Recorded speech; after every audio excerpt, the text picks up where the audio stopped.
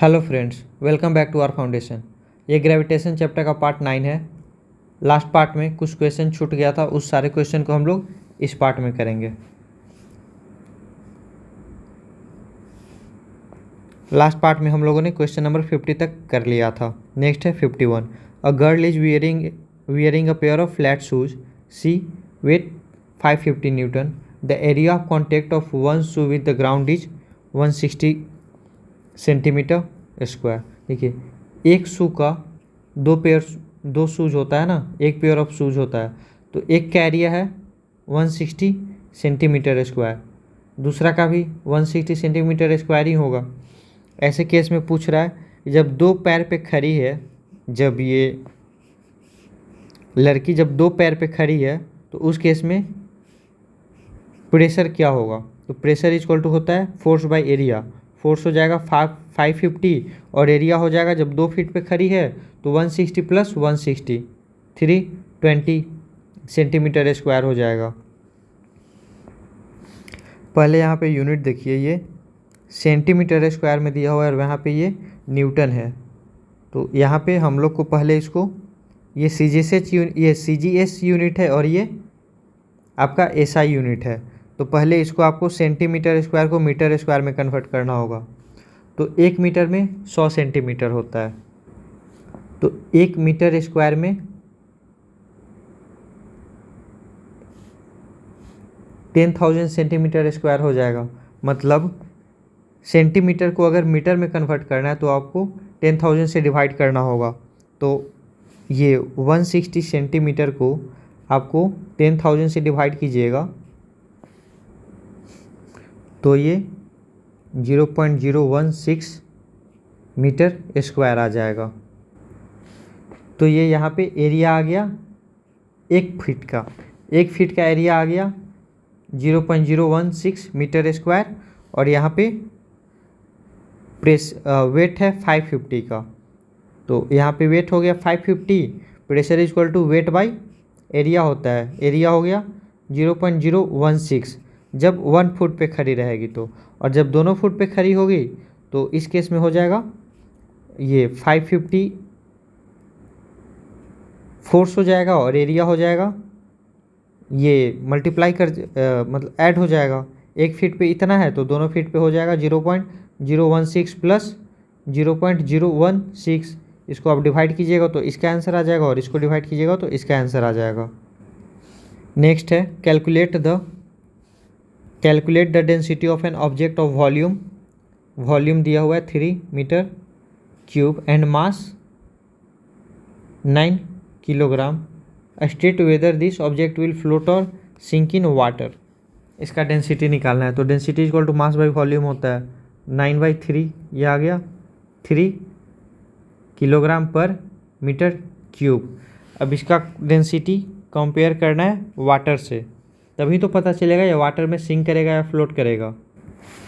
तो वाटर का डेंसिटी होता है 1000 किलोग्राम पर मीटर क्यूब और इसका डेंसिटी आया 3 किलोग्राम पर मीटर क्यूब। मतलब ऑब्जेक्ट का डेंसिटी वाटर के डेंसिटी से बहुत ज़्यादा कम है, इसलिए ऑब्जेक्ट वाटर में फ्लोट करेगा।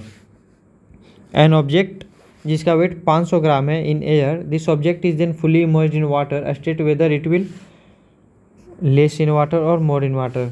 इसका वेट जो है वाटर में कम होगा या ज़्यादा होगा। 500 ग्राम का है तो कोई ऑब्जेक्ट अगर 500 ग्राम का है उसको आप फुली इमर्ज कर दिए हैं वाटर में तो इस पर अपथ्रस्ट लगेगा। अपथ्रस्ट लगने की वजह से इसका वेट कम हो जाएगा तो लेस इन वाटर होगा। Write down an equation that define density. Density के लिए इक्वेशन लिखना है। मास by volume 5 kilogram of material A occupy 20 centimeter cube, whereas 20 kilogram of material B occupy 90 centimeter cube, which at greater density, A और B।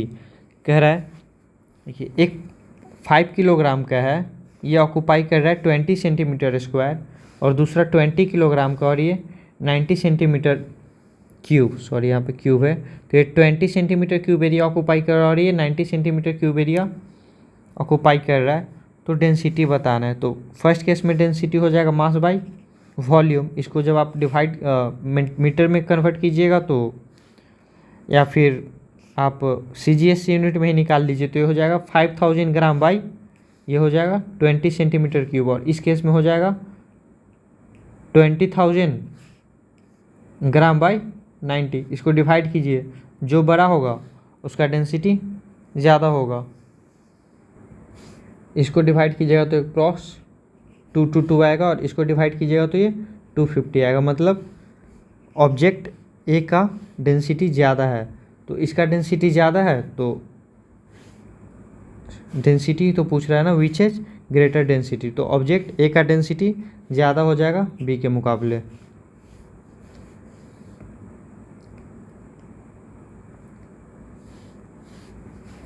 Next है define the bound force. इसको आप लोग define कीजिएगा। 2 factor on which bound force depend. Bound force किस पे depend करता है? पहला है वॉल्यूम ऑफ ऑब्जेक्ट पे डिपेंड करता है, सेकेंड है डेंसिटी ऑफ लिक्विड पे डिपेंड करता है। What is the cause of bound force?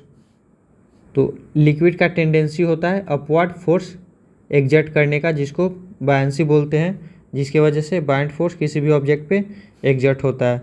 When a boat is partially immersed in water, it displaces 600 kilogram of water.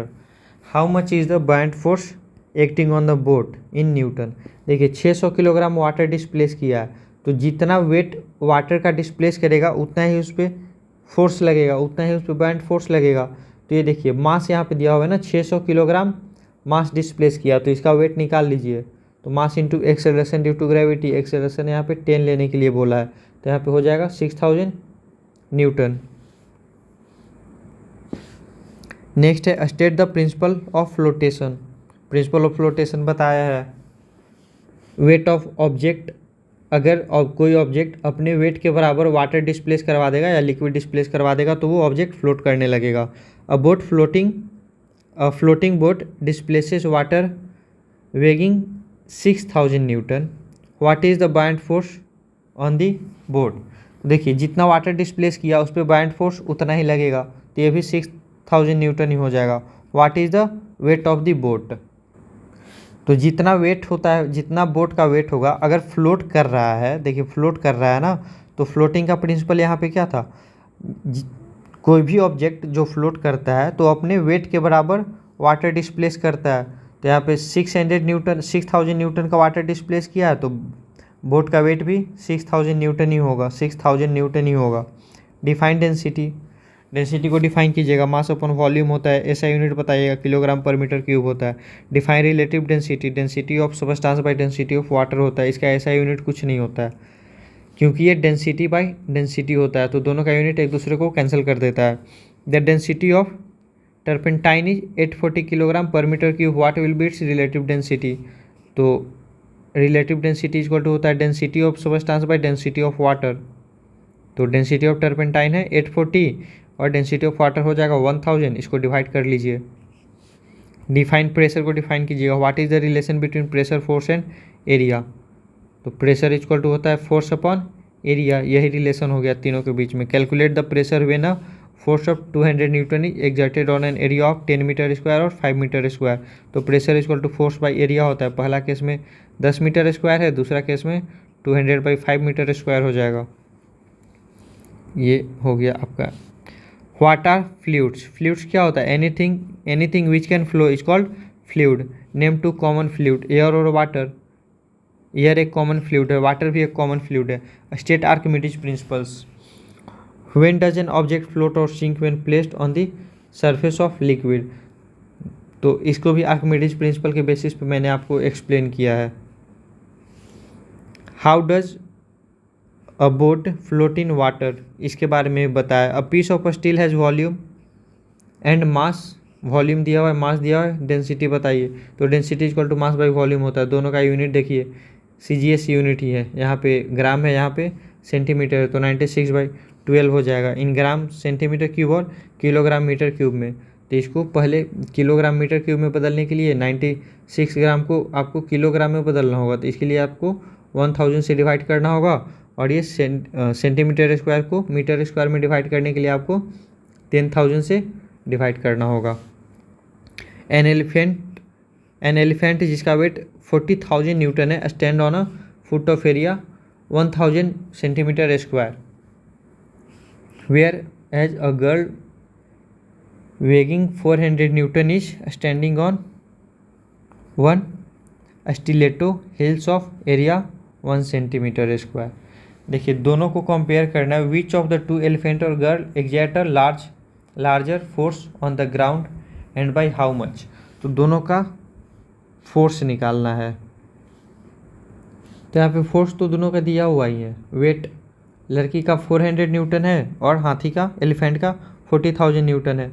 तो एलिफेंट जो है ज़्यादा फोर्स ग्राउंड पे एग्जर्ट करेगा. एंड बाय हाउ मच, तो 40,000 माइनस 400 कर लीजिए. What pressure is exerted on the ground by the elephant standing on 1 foot. देखिए ऑलरेडी ये 1 फुट पे ही खड़ा है जिसका एरिया है 1000 सेंटीमीटर स्क्वायर. तो यहाँ पे प्रेशर निकालने के लिए बोल रहा है. तो प्रेशर इक्वल टू होता है फोर्स बाय एरिया. फोर्स है 40,000 और एरिया है 1000. ये देखिए सेंटीमीटर में है तो इसको मीटर स्क्वायर में कन्वर्ट करने के लिए आपको 10,000 से डिवाइड करना होगा. तो ये इफेक्टिव 10 आ जाएगा. मतलब ये कट जाएगा तो ये आ जाएगा 40,000 बाई 1/10. तो ये हो जाएगा टोटल इतना पास्कल. इसको नोट की अलग लिख लीजिए, शायद इससे रिलेटेड और भी आगे क्वेश्चन आएगा. ये 2 2 4 5, तो ये 4 लाख पास्कल हो गया. नेक्स्ट है what pressure is exerted on the ground by the girl standing on 1 हिल. अब ये देखिए गर्ल भी यहाँ पे 1 हिल पे ही है तो इसका प्रेशर निकालिए. तो गर्ल का प्रेशर हो जाएगा फोर्स अपॉन एरिया. तो यहाँ पे फोर्स है 400 न्यूटन का एंड एरिया है 1 सेंटीमीटर स्क्वायर का. तो इसको आप मीटर में बदलिएगा तो 10,000 से डिवाइड करना होगा. तो यहाँ पे प्रेशर आ जाएगा 400 इंटू 10,000. ये हो जाएगा टोटल 400,000. यहाँ पे 40 लाख हो गया. तो देखिए एलिफेंट का प्रेशर था 4 लाख और गर्ल का प्रेशर हो गया 40 लाख. तो आप देख रहे हैं ये लड़की जो हिल पहनी हुई है ये एक हाथी से भी ज़्यादा प्रेशर लगा रही है अर्थ पे, क्योंकि यहाँ पे ये कॉन्टेक्ट एरिया हिल के वजह से बहुत ज़्यादा कम हो गया है. सरफेस एरिया कम हो जाएगा तो प्रेशर ज़्यादा हो जाएगा. तो इमेजिन कीजिए ऐसे अगर आपसे कोई पूछता कि एक हाथी एक पैर पे खड़ा है और एक लड़की एक पैर पे खड़ी है हिल पहनी हुई, तो दोनों में कौन ज़्यादा प्रेशर लगाएगा. तो आप लोग अगर ये नहीं पढ़े रहते तो डायरेक्ट बोलते कि हाथी ज़्यादा हैवी होता है इसीलिए हाथी ज़्यादा प्रेशर लगाएगा. पर यहाँ पे देखिए ये लड़की ज़्यादा प्रेशर लगा रही है और 10 टाइम्स ज़्यादा प्रेशर लगा रही है. अगर हाथी 1 न्यूटन का लगा रहा है 1 पास्कल का प्रेशर लगा रहा है तो लड़की सीधा 10 पास्कल का प्रेशर लगा रही है. 10 टाइम से ज़्यादा लगा रही है इस हिल के वजह से, क्योंकि हिल्स जो है कॉन्टेक्ट एरिया को सरफेस एरिया को बहुत ज़्यादा कम कर देता है. Which of the two exert larger pressure on the ground elephant और गर्ल. तो गर्ल हो गया है इसका answer. What is the ratio of pressure exerted by the girl to the pressure exerted by elephant. तो ये है लड़की का प्रेशर और ये है एलिफेंट का प्रेशर. तो इसको आप डिवाइड कीजिएगा तो 10:1 आ जाएगा. अब यहाँ पे कुछ MCQ है. An object weight 10 newton in air when immersed fully in liquid its weight only 8 newton the weight of liquid. देखिए the weight of liquid displaced by the object. तो जितना वेट लिक्विड का डिस्प्लेस हुआ उतना ही इस पर upward force लगेगा. तो अगर इसका एयर में वेट था 10 न्यूटन और वाटर में 8 न्यूटन हो गया, मतलब 2 न्यूटन इस पर अपवर्ड डायरेक्शन में फोर्स लग रहा था. तो यहाँ पे 2 न्यूटन आंसर हो जाएगा. जितना फोर्स लगेगा उतना वेट का ही लिक्विड डिस्प्लेस हुआ रहेगा. A rectangular wooden block has length breadth and height of 50, 25 and 10 centimetre respectively. This wooden block is kept on ground in 3 different ways turn by turn. Which of the following is the correct statement about the pressure exerted by this block on the ground. देखिए एक wooden block है, इसका 3D diagram बनाना होगा। ये इस तरह एक wooden block है, इसका डायमेंशन दिया हुआ है 50 सेंटीमीटर,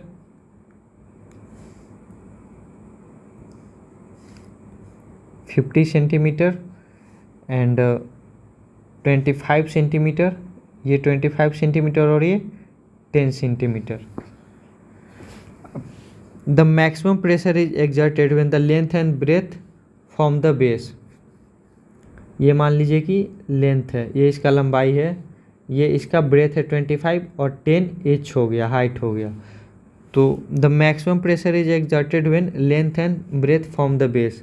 लेंथ एंड मतलब इस फेस को अगर ग्राउंड पे रखा जाए, देखिए बेस को अगर लेंथ और ब्रेथ वाले को अगर बेस बना दिया जाए, मतलब इस को अगर ग्राउंड पे रखा जाए तो मैक्सिमम प्रेशर लगेगा क्या? तो ये स्टेटमेंट गलत हो जाएगा, क्योंकि मैक्सिमम प्रेशर तब लगेगा जब कॉन्टेक्ट एरिया काफ़ी कम होगा। और कॉन्टेक्ट एरिया किस केस में कम होगा? जब आप ब्रेथ और हाइट को लीजिएगा, क्योंकि ये 10 है और ये 25 है, तो जब आप इस एरिया को लीजिएगा तो इसका एरिया क्या हो जाएगा? लेंथ इंटू ब्रेथ एरिया हो जाता है 25 इंटू 10, मतलब 250 हो जाएगा। तो अगर आप ऐसे देखिए, फिर से बनाते हैं डायग्राम। देखिए इस केस में एरिया निकालिए, हर साइड का, हर फेस का एरिया निकालिए। इस फेस का एरिया हो जाएगा 25 इंटू 50, 25 इंटू 50। इस फेस का एरिया हो जाएगा 25 इंटू 10, मतलब 250। और इस फेस का एरिया हो जाएगा 50 इंटू 10, 50 इंटू 10 इक्वल टू 500। मतलब ये एरिया सबसे कम है, ये एरिया उससे ज़्यादा है, और ये एरिया सबसे ज़्यादा होगा। तो जब आप ऑब्जेक्ट को इसके तरफ से रखिएगा, इसको बेस बना करके रखिएगा, मतलब इस पोर्शन को नीचे रखिएगा, तो सरफेस एरिया सबसे कम होगा। और जब सरफेस एरिया सबसे कम होगा, उस कंडीशन में प्रेशर सबसे ज़्यादा लगेगा। तो इस एरिया में क्या लिया, ये अगर एल है, ये लंबाई एल हो जाएगा, ये आपका हाइट है एच, हाइट है, और ये वाला ब्रेथ है 25। तो जब ब्रेथ और हाइट के तरफ से जब आप इसको रखिएगा तो प्रेशर सबसे ज़्यादा होगा। Maximum pressure when length and height, तो लेंथ एंड हाइट, ये वाला लेंथ एंड हाइट भी मैक्सिमम प्रेशर नहीं लगा पाएगा। Maximum pressure is exerted when breadth and height. देखिए ब्रेथ एंड हाइट यहाँ पे सही है, जब ब्रेथ और हाइट को लिया जाएगा तो मैक्सिमम प्रेशर इस पे एग्जर्ट होगा। तो ये वाला सी ऑप्शन सही हो जाएगा। लेंथ एंड हाइट में भी नहीं होगा, क्योंकि ये लेंथ हो जाएगा और ये हाइट हो जाएगा। 64 देखिए, an object is put in 3 liquid having different densities. 3 liquid है, तीनों का डेंसिटीज डिफरेंट है। एक D1 है, D2 है और ये D3 है। The object float with 1/9, 2/11 and 3/7 part of its volume outside the surface of liquid. मतलब एक ऑब्जेक्ट इसमें डिप किया गया है, तीनों में एक ऑब्जेक्ट, सेम ऑब्जेक्ट को डिप किया गया है। इसमें 1.9 पार्ट बाहर रहा, इसमें 2/11 पार्ट बाहर रहा, इसमें 3/7 पार्ट बाहर रहा। कह रहा है which of the following is correct order of density. तो कह रहा है इसमें D1 ज़्यादा है या D1, D2 और D3 में करेक्ट ऑर्डर क्या है डेंसिटी का। तो कौन सा ज़्यादा होगा, कौन सा सबसे ज़्यादा होगा, कौन सा उससे कम होगा और कौन सा सबसे कम डेंसिटी होगा, ये बताना है। तो देखिए पहले ये तीनों का वैल्यू निकालते हैं कितना आएगा। देखिए 1/9 का वैल्यू है 0.11, 2/11 का वैल्यू है 0.18 एंड 3/7 का वैल्यू है 0.42। मतलब थर्ड केस में ऑब्जेक्ट ज़्यादा बाहर है, सेकंड केस में थोड़ा कम बाहर है, और थर्ड केस में ऑब्जेक्ट सबसे ज़्यादा बाहर है, सेकंड केस में ऑब्जेक्ट थोड़ा कम बाहर है, और फर्स्ट केस में ऑब्जेक्ट सबसे कम बाहर है। तो ऑब्जेक्ट लिक्विड का डेंसिटी जितना ज़्यादा होगा, ऑब्जेक्ट उतना कम डूबेगा, क्योंकि जितना ज़्यादा डेंसिटी होता है बाइंड फोर्स उस पर उतना ज़्यादा लगता है। तो जितना ज़्यादा लिक्विड का डेंसिटी होगा उतना ऑब्जेक्ट कम डूबेगा। ठीक है, तो ऑब्जेक्ट सबसे कम डूबा है D3 वाले केस में। D3 में ऑब्जेक्ट सबसे कम डूबा है, इसका मतलब D3 डेंसिटी जो है सबसे ज़्यादा है, D2 में थोड़ा सा ज़्यादा डूबा है ऑब्जेक्ट, तो D2 का डेंसिटी D3 से थोड़ा सा कम हो जाएगा और सबसे कम डेंसिटी हो जाएगा D1 का, क्योंकि D1 में ऑब्जेक्ट सबसे ज़्यादा डूबा है। तो ये ऑर्डर हो गया D3 is greater than D2 is greater than D1, तो यहाँ पे D ऑप्शन हो जाएगा। यहाँ पे C ऑप्शन भी वही है, D3 is greater than D2 and D2 is greater than D1, बस उल्टा करके लिख दिया है। आप लोग समझ लीजिए, यहाँ पे D1 सबसे बड़ा होगा, D3 का डेंसिटी सबसे बड़ा होगा, D2 का बीच वाला होगा और D1 का डेंसिटी सबसे कम होगा। नेक्स्ट है a metal in which even iron can float. Iron किस में फ्लोट करता है? मरकरी में, क्योंकि मरकरी का डेंसिटी ज़्यादा होता है। 4 ball ABCD displace 10 ml, 24 ml, 15 ml and 12 ml of liquid respectively when immersed completely. The ball which undergoes the maximum apparent loss in weight will be. तो सबसे ज़्यादा वेट किसका लॉस होगा? जो सबसे ज़्यादा लिक्विड डिस्प्लेस करेगा। तो ये बी बॉल जो है 24 ml लिक्विड डिस्प्लेस किया, मतलब यहाँ पे बी सबसे ज़्यादा वेट लॉस फील करेगा। नेक्स्ट है the relative densities of 4 liquid PQ, R and S 1.26, 1, 0.84 and 13.6 respectively. ये डेंसिटी रिलेटिव डेंसिटी दिया हुआ है। An object is floated in all 3 liquid. एक ऑब्जेक्ट तीनों लिक्विड में फ्लोट कर रहा है 1 by 1। In which liquid the object will float with its maximum volume submerged under liquid. तो ऑब्जेक्ट सबसे ज़्यादा किस लिक्विड में अंदर गया हुआ रहेगा? तो वैसे लिक्विड में ऑब्जेक्ट सबसे ज़्यादा अंदर गया हुआ रहेगा जिसका डेंसिटी सबसे कम रहेगा। लिक्विड का डेंसिटी जितना ज़्यादा कम होगा ऑब्जेक्ट उतना ज़्यादा उसमें सबमर्ज करेगा। तो यहाँ पे देखिए सबसे ज़्यादा डेंसिटी कम किसका है? ये 0.84 किसका है? R का। तो R का डेंसिटी सबसे कम है, इसीलिए R लिक्विड में ऑब्जेक्ट सबसे ज़्यादा सबमर्ज करेगा। तो फाइनली ग्रेविटेशन चैप्टर कंप्लीट हो गया। नेक्स्ट हम लोग केमिस्ट्री का चैप्टर स्टार्ट करेंगे, स्ट्रक्चर ऑफ एटम।